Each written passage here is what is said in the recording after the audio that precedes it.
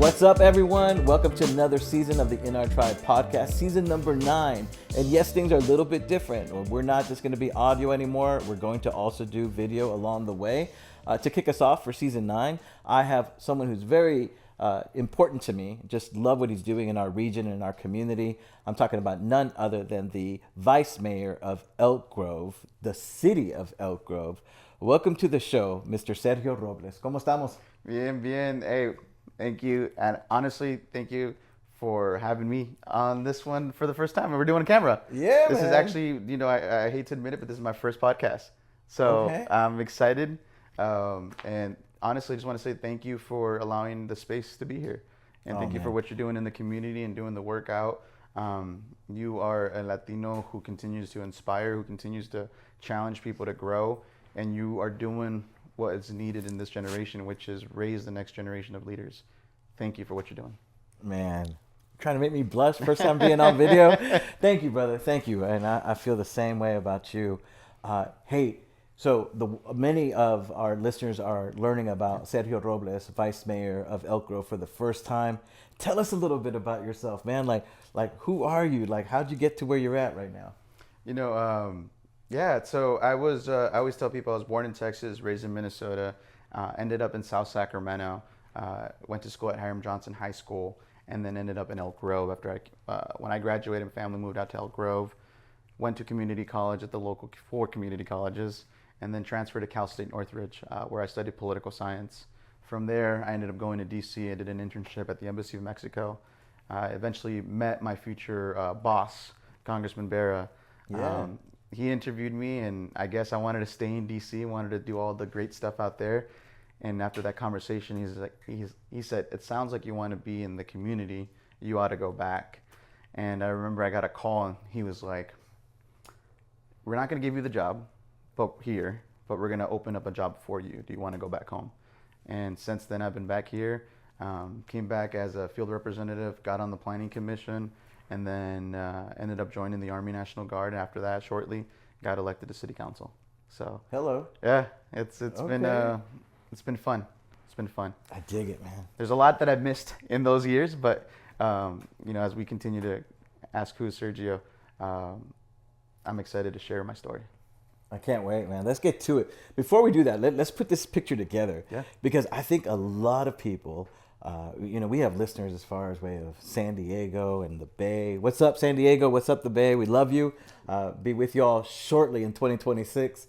Wanted to just, if you can give us an idea of what the Elk Grove landscape's like tell us about Elk Grove, because I think it's not that sleepy town that a lot of people remember anymore. Like, Elk Grove's on the move. It is. It's definitely changing. Since I've been there, when I ran for council, my thing was I want better restaurants. I'm tired of chains. I'm tired of Applebee's, of Red Lobster, and I've been wanting to do local restaurants from Sacramento region. I'm proud to say that we're doing that. I know Whole Foods, they say whenever your city has made it, whenever you have a Whole Foods, Okay. it's about to be completed. With that comes Mendocino Farms, which I know is a chain, but Mendocino Farms is coming. We have Phil's Coffee, that's also coming. We're working on new restaurants such as, I'm trying to see if I can get Camilias to come for the coffee. And they have the best breakfast sandwich in Sacramento. Okay. So I want them to have the best breakfast sandwich in Elk Grove. We're just growing as a city. And I'll give you the breakdown of what the demographics look like. Please. 31% Anglo, Asians 31%, Latinos 19%, African Americans 10%, and then 14% 2 or more races, 0.5% Native Americans. Okay. And then we have Hawaiian and Pacific Islanders, 1.2%. It's a very diverse community. It's no longer the Elk Grove that everyone says that there is one stop sign. That's right. There's a lot of lights. Yep. Our population is 175 going to 180, projecting to be at 200,000 within the next few years. Our median income is 120,000. Average house goes for sale 500,000, which I don't think is affordable for especially the younger generation, for those who are coming out of college. I know. What we've been trying to talk about is how do we get, for those who are graduating Franklin High School, Elk Grove High School, Monterey, Sheldon, when they want to come back to buy a home, they can't afford it. So it's starting to be, what's the conversation looking like and how we can provide more homes that are affordable. Yeah. So it's changing, it's growing. Do you think that's realistic? You think that's going to happen? I mean, that because Elk Grove, to me, shares similar stories with other cities of the same size in California. And so far, a lot of these places have struck out in terms of affordable housing, either by accident or not by accident. I'll just say it. I'll leave it at that. Is it realistic to have affordable housing for the up and coming Elk Grovians, if you will? So I'll keep it 100. Yeah. I won't ever. One of the things that I've seen is that many elected officials or politicians will tell you one thing and just stick to that. Not me. I think we can do it, right? The only thing is it's difficult and it's hard, and you have to find developers to do it. Yeah. Not many people are willing to have those tough conversations. I'm proud to say that in Elk Grove now we have done a program through our affordable housing that we help you with down payment assistance. That would not have happened, I believe, had I not been on there, because I myself am a renter, right? Okay. So the perspective that I was able to bring, and this was at a retreat that we had for council, I'm like, we need to focus on not putting people in housing that's affordable, which is like apartment complexes. Yeah. We need to put people in homes. And thankfully I got everybody to agree. And it's anywhere from, we have, I think, 1.5 to 2 million, but it's 20,000 for help on down payment assistance on someone who's a first-time home buyer. Goes a long ways, right? Absolutely. So we're doing that in Elk Grove. I believe we can do it. It's a harder conversation to figure out housing también. How do you build homes at an affordable rate?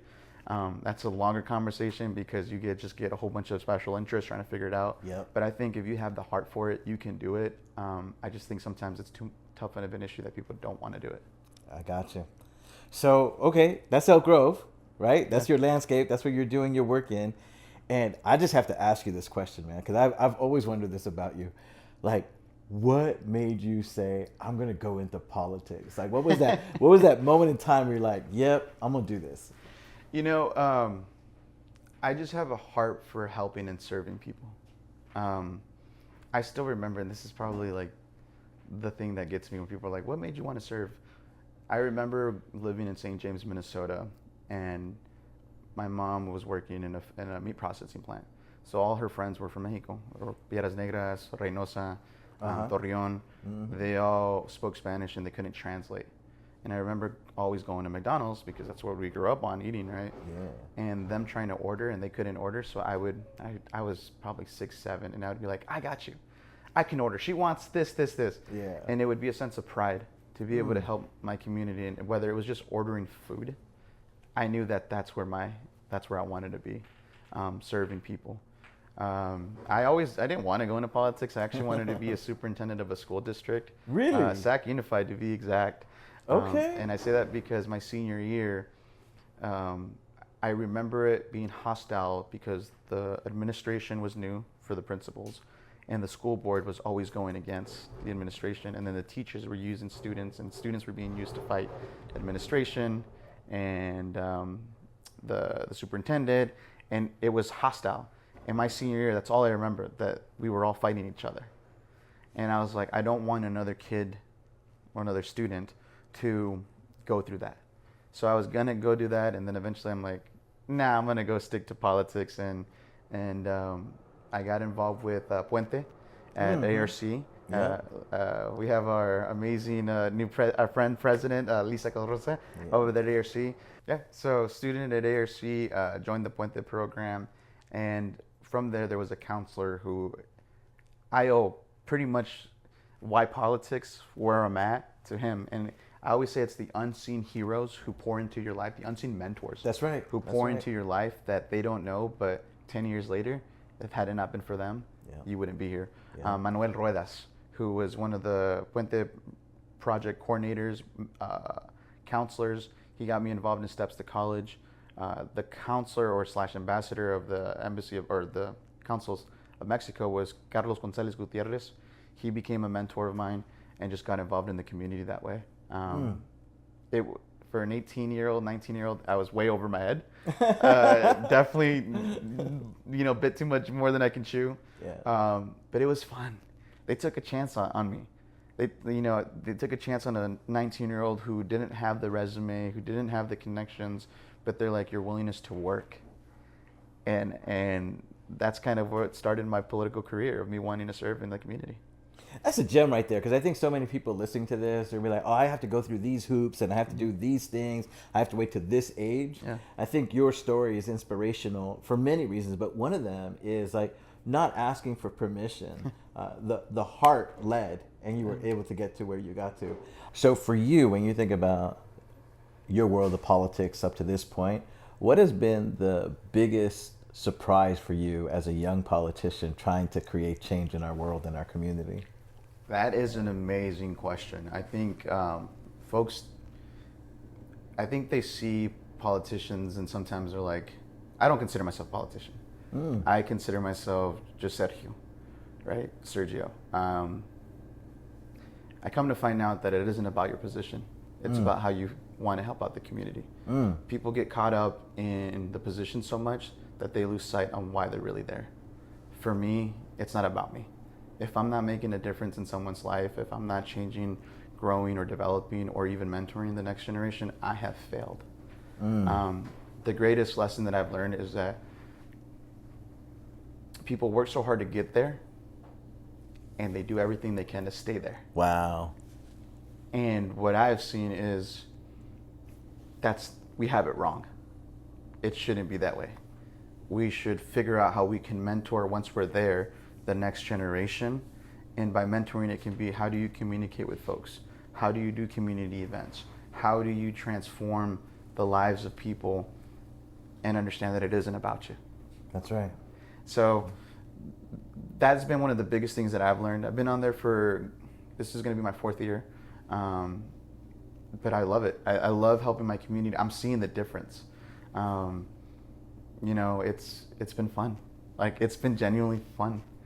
Let's call some of that out, because when anyone mentions the word fun, I get really happy. For you, what has been the fun parts of your job? What have been the things that have brought you joy as vice mayor or city councilman? I think the fun part is seeing the change in the region, right? Like, there's a shift happening, and I don't know how folks, if they're familiar with Sacramento, there's a shift happening where the future leaders are already here. Yeah, they are. Like, they're present. And I think there's folks who see it but don't want to let it happen, or don't feel comfortable passing the baton. Yeah.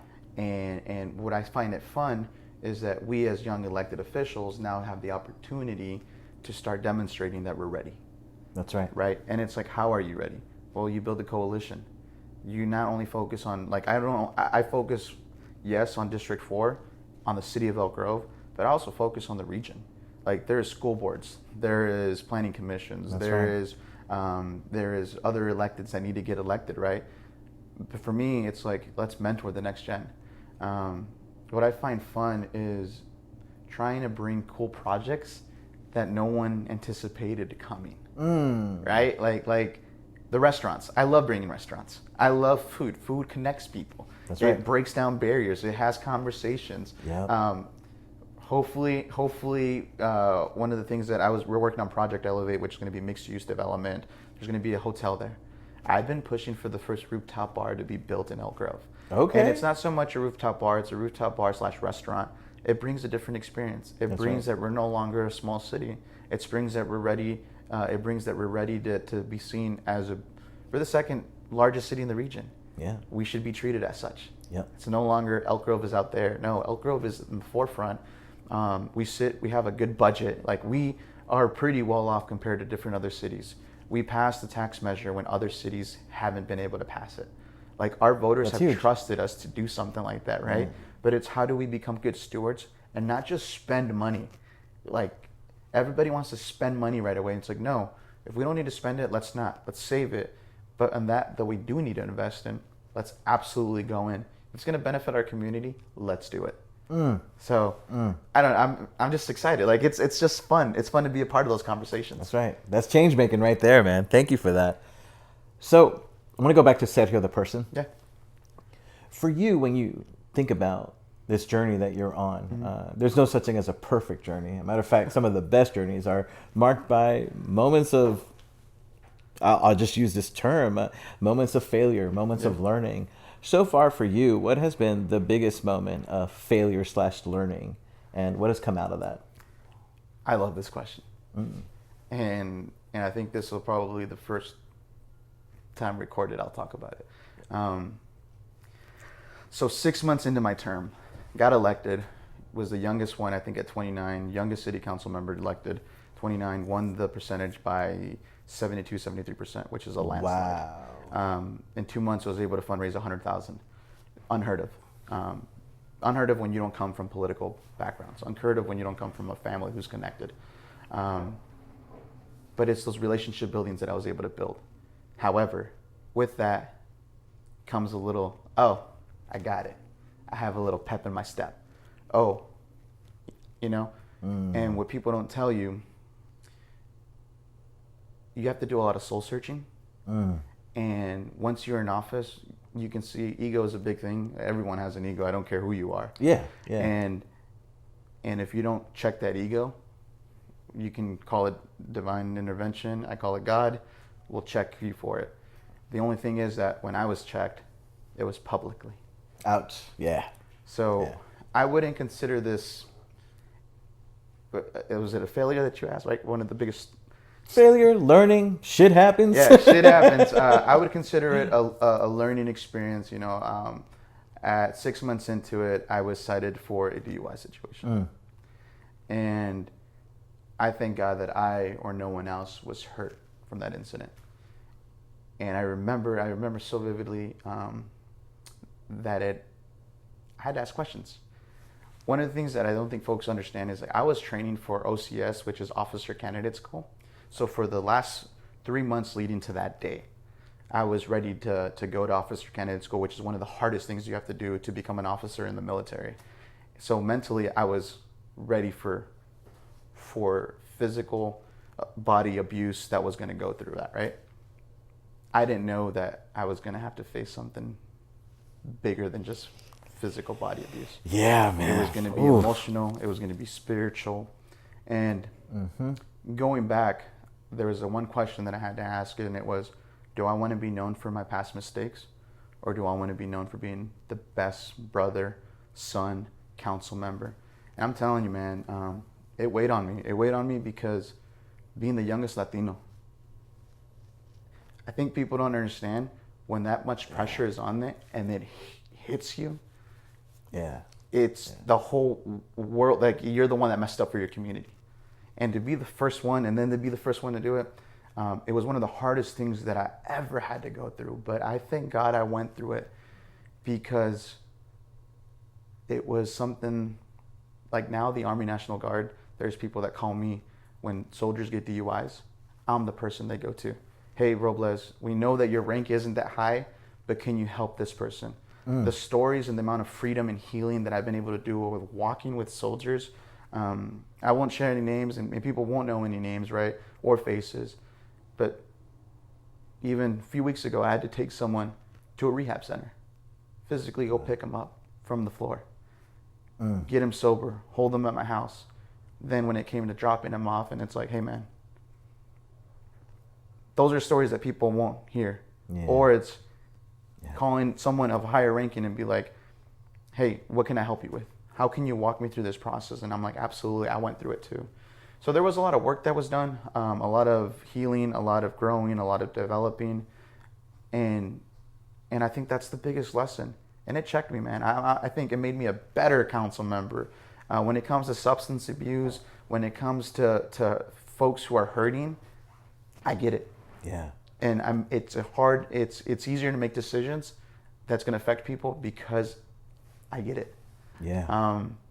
That's been the probably, I wouldn't say it's the hardest learning lesson. The hardest thing was that I looked around in the region and I looked for someone to walk with me through it, and there was no one.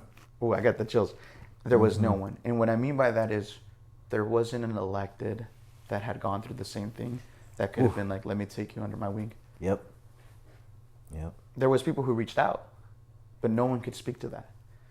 Now, I'm the one who can speak to that. Now, I'm the one who, if God forbid something happens to another elected or something happens to another person, which I've heard has happened, but I'm there like, hey, how can I help you? Not to, make you feel a certain type of way, but so that I can also show you that there is light at the end of the tunnel. There is The West Wing is one of my favorite shows. So for all you political nerds, West Wing, there is one where Leo McGarry is talking to Josh Lyman, and Josh goes through PTSD, and he's in a hole, literally in a hole. And Leo says, like, there's a father that goes by, and the guy's like, hey, Father, can you help me? And the father throws it down, right? There's a firefighter that goes, and the firefighter just looks at him and he said, we're going to get some more people, and walks by. And then there's a guy who walks in there, an older gentleman, and he's like, hey, can you help me out of here? And the old man jumps in the hole with him. And he's like, well, this is dumb. Both of us are in the hole now. How am I going to get out of here? He's like, yeah, but I've been here before. Let me show you the way out. Wow. And did you watch that at the time that you were going through all this? No, I go back now. Okay. And I'm like, boom, boom. Yeah. I get it. Yep. And for me, that's where I'm at. Like, I didn't have to go through it, but I had to go through it because it took out so much out of me. Like, it challenged me. And not only that, but I thank God that my family were like, why'd you go into politics if this was going to happen? Right? So, but it was just, I don't know how to explain it. It was a divine moment for me. Wow. The fact that you said a divine moment, I don't want to like hang out here with the rest of the podcast, no, you're good, but I do want to pick up on one thing because for so many of our young leaders watching this who no doubt are going to go through the highs of the highs and the lows of the lows, what were those, if you can go back in there and just maybe like just isolate for us, like what were those first couple of moves that helped get you back on your feet to like be able to look in the mirror again and say, I'm going to walk through this and get out of it? It's the people who you don't even know who are watching you. I had text messages from folks that who I knew, who I would go to the gym with, who I did workouts with, who I did CrossFit with, and they're like, hey, we're here. Wow. One of my workout buddies, again, won't say his name, but was the first one to be like, let's go to an AA meeting. Wow. That was like, ordinary, regular people. And I want to go back to that because we're ordinary, regular people. That's right. We're not perfect. We will fail. We will struggle. And people will weaponize it to say that this is how you don't lead and this is how you fail. Man, I'm telling you right now, the best thing could have happened was this. Because one thing that I discovered at the age of 30 is that no one can ever hold anything against you. No one can ever say anything about you once you get to know who you are as an individual. I love you for that, brother. Dude. I love you for that, man. Thank you, man. It's the truth. It's like this life isn't perfect, and there's gonna be those moments, man. Wow. So it's so good, man. Like you're in the ring now. You're making change. I see you showing up at all these events. I see you speaking up for the things that need to be spoken about. Let's play a little fast forward now. Let's do it. We did enough of the rewind, and let's think about the next 5 to 7 years, and let's think about in the next 5 to 7 years, what would you consider victory if you could create change for us in this region or in Elk Grove? Ooh, that's a good question. No, for Elk Grove, it's continue to thrive. It's to make housing more affordable. It's to bring jobs. It's to bring entertainment. It's to develop the city in a smart manner, right? I'm tired of there just being homes. We, Elk Grovians, want fun stuff to do. Yeah. They want more restaurants. They want shopping. They don't want to drive to the Galleria. They don't want to go to the Palladios. They want to stay there. So my hope is to continue growing and developing Elk Grove and making it fun. I think I bring that perspective where it's, yes, I'm serious when it gets time to get business, but I'm also fun and entertainment. It's let's do it for the next gen. Absolutely. Right. For the region, I'm running for re-election for city council. So 2026, I'm running for that again. But for the region, my hope is to be mentoring the next gen. I think we've done a poor job doing that. Yeah. I think and there's going to be a shift happening. What's happening right now, there's redistricting occurring. There's folks prepping already for the next seat. I would ask them, have you prepped anyone for your seat?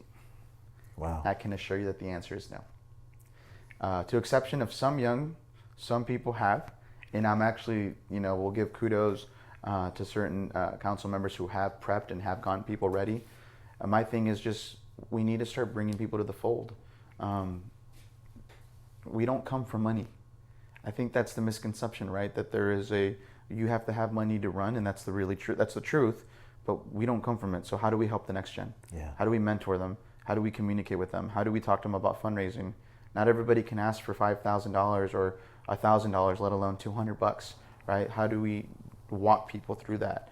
My hope is that we get new electeds in the region, people who are doing it for the right reasons, and that we're just ready to lead. There's so much going on in this world, man. There's so much going on in our state. There's so much going on. I think the community has a misconception of government right now. Yeah. Like that is one, right? And then two, stop signing a damn press release statement saying that you're with us if you're not putting your face there and being like, this is bullshit. Yeah. Like, I am tired of elected officials just making a press release, signing their name that looks so beautiful, but not getting on the camera and saying, this is fucked up. Yeah. We should not be doing this. Yeah. Like, I should not be terrorizing our community. Right. This is happening in South Sac. And it is. Not only that, but Independence Day is coming for Mexico, right? La Comunidad gets together. I suspect there's going to be something there. I suspect that, immigration and border, customs and borders are going to be doing more stuff. We need to be ready for that. Like, how do we combat that? How do we fight that? And I'm going to be there ready to fight, right? And fighting the right way as when taking care of our people. I think fighting physically. Yeah, and I think that's the most American thing that you can do in this moment in time. Like, I think that for you, I mean, you're a military man. You've given tons of years of service to this country. You know that this is the most American thing to do at this time. We always talk about, I got to be careful of getting on my soapbox here, but I'm really happy to hear you say that I'll be there and I'm going to show my face and I'm going to be with our gente in this moment. I want to ask you this question. There's more Sergios out there. There's more, I think about Elizabeth and Yolo. I think about all of our friends that are just doing great things. Do me a favor. I want you to speak to the young 20-something who feels it in their blood and in their spirit to run for office and to create change for all the right reasons. What do they need to do? What chances do they need to take moving forward? Man, that is I feel like we can do a whole podcast just on that. Yeah. I would say, if you feel in your heart and in your mind that it's your time to do it, do it. There will always be opposition. There will always be people telling you can't, and there will always be people telling you to wait. There's a really good speech from Teddy Roosevelt, the man in the arena. That's right. Yeah. Everyone will judge you. Everyone will say they could have done it better, but not everyone will do it. If you want to run, run. Have a conversation, but you also, and I say this very carefully, you need to have a conversation with who you are. Who is Sergio? Who is Jose? Who is Alexandria, right? Like, you need to have a conversation with who you are. Because once you know who you are, no one will be able to change you. No one will ever be able to own you. No one will be able to tell you how to do your things. You will know in your heart and in your soul that it's the right thing to do. 100. And that's what I would say to someone. Right on. Once you find that out, you're golden. You're ready to go. I've noticed that you also are about investing in yourself. And I saw this firsthand when you went through Creciente. In your opinion, are programs like Creciente and other leadership programs worth that time and energy to go on a 7-month journey and better yourself? I would say 100%. It's a challenge. It will pull stuff out of you that you didn't know you had to work on. But that's what we need. You need community. You need folks to help you and walk through life. Sometimes when we got there, right, if you ask somebody now, were your old friend groups, are they the friend groups that would help you get there? Wow. They would probably say no. Yeah. And then if you ask them, you'd ask them, well, why not? And they would probably say, because my old friend groups still think the way my old life was. Our new friend groups are all supportive. Our new friend groups are always pushing us, and our new friend groups are always celebrating us. Yeah. Like that's what it's about. It's about community and Creciente, what it does for Latinos, which was missing. So that's why I say thank you, and that's why in the beginning I said thank you, because it's missing for us. It's missing to mentor the next generation. They have it with Nehemiah. They have it with ALF at the executive level. Yeah. But the missing was Latinos. Mm. And the craziness is that California is going to be 52% Latino pretty soon. If we don't have a leadership program that's getting us ready, we have failed our own people. Mm. So thank you for the investment and thank you for the work. And I tell people it is something that's needed. And you guys have been demonstrating it. I mean, you've seen it. There was healing that was done. There was stuff that people have held on for years in their lives, trauma that they never released. And because they were finally in a safe space, they released that trauma, and their perception of life was different. That's right. Yeah. And that's the leadership that we need. It's so cool to hear, man. And thank you for sharing that. Ooh, I know. It's heavy, dude. It's heavy, man, because like, and I use that word not in a slang way, like the weight of the responsibility, but the joy of the responsibility keeps you coming back. You know, it's Absolutely. It's really neat to see. I'm wondering for you. You mentioned something about ego not too long ago, and I'm wondering for you, like, hey, you don't have to answer this one here, man. I know we're on a camera and all that. But like, you're good. What are your political aspirations moving forward, man? So I'll go back to the ego question. The ego question, everyone has it. I think there's a distinction. We grew up in the Latino community. So I don't know about you, but my family was always like, ay, te crees muy creído, eres muy creído, right? Yeah. You have an ego. I think we need to work on that and break that down, because I think when we come from low income areas, like there's nothing that we can be creído about. Right. There's nothing like you don't have the nice car. We're working. We're all struggling together, right? Mm-hmm. So I think for so long our community have told us that we are egotistic, and we're not. We're just who we are. Yeah. And I think there comes a point when, and this goes back to knowing who you are. Once you know who you are, you have a different confidence that no one else can break. That's right. That's the scariest thing for people who want to change you, people who want to tell you what to do. Yeah. Because once you know who you are, they can't tell you what to do. That's right. If anything, you're the person who they're worried about, because they can't control you.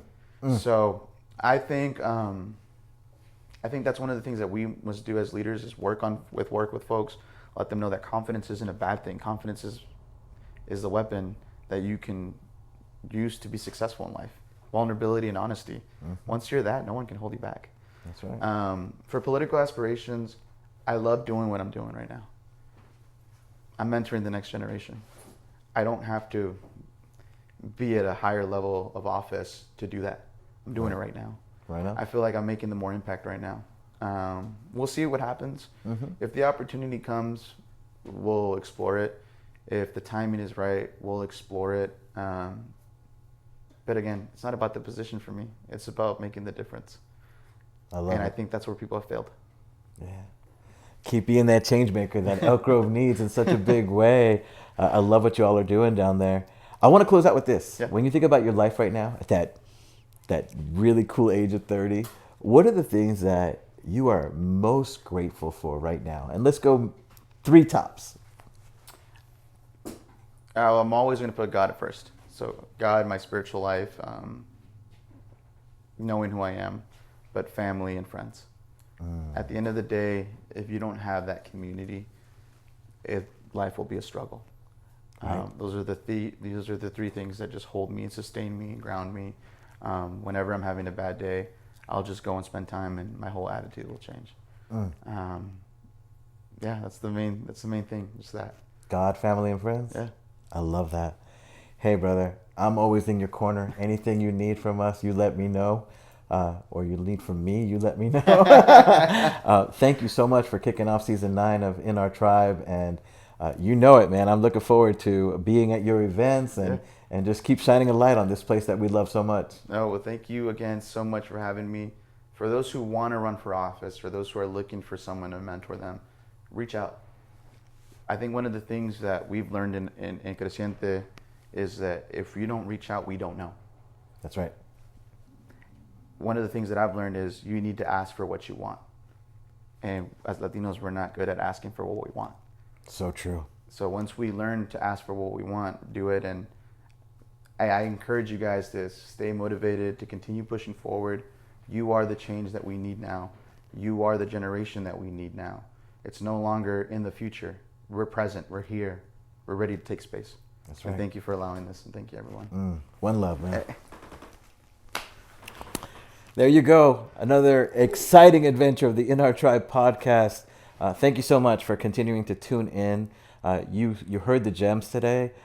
Keep really think. For those of you who have political aspirations, check yourself, check your mind, check your heart, check your spirit. And if it's time, it's time. Trust that voice inside your head and surround yourselves with others. I think that that's such a great gem that Sergio dropped for us today. We'll see you at the next In Our Tribe episode. Thank you so much for tuning in. Peace. Peace.